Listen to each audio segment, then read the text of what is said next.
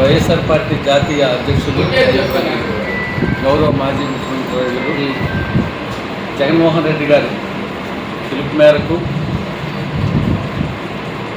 అలాగే మా మాజీ మంత్రివర్యులు శాసన మండలి ప్రతిపక్ష నాయకులైనటువంటి గౌరవ మంత్రివర్యులు సూచనల మేరకు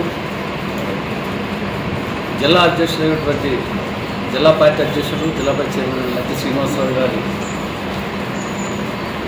ఆధ్వర్యంలో ఆయన పిలుపు మేరకు, అలాగే మా గౌరవ మాజీ పార్లమెంట్ సభ్యుడు కళ్యాణ చంద్రశేఖర్ గారి సపోర్ట్తో 32వ తేదీన రేపు 12వ తేదీన 2 కార్యక్రమాలు మాకు చేయమని చెప్పడం జరిగింది. 1వ కార్యక్రమం పార్టీ ఆవిర్భావ దినోత్సవం పుట్టినరోజు కార్యక్రమాలు ఘనంగా చేయండి. ప్రతి నియోజకవర్గంలో హెడ్ క్వార్టర్లో అందరు నాయకులు కలిపి ఈ కార్యక్రమం చేయమని చెప్పడం జరిగింది.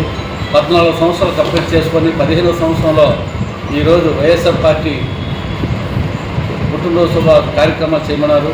మరి ఆ రోజు ఉదయం 9 గంటలకి మన చీపురుపల్లి పార్టీ ఆఫీస్ ఆవరణలో భారీ ఎత్తున పార్టీ ఆవిర్భావ దినోత్సవం జరుపుకోవడంతో కార్యకర్తలు అందరూ కూడా మరి ఆ కార్యక్రమాన్ని జయప్రదం చేయవలసిందిగా కోరుచున్నాం.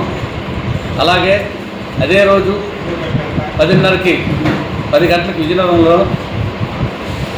విజయనగరం నేను నెహ్రూ కేంద్రం దగ్గర కలెక్టర్ ఆఫీస్కి ఈరోజు యువత పోరుబాట అనే కార్యక్రమం ఆంధ్ర రాష్ట్రం మొత్తం మీద చేయడం జరుగుతుంది.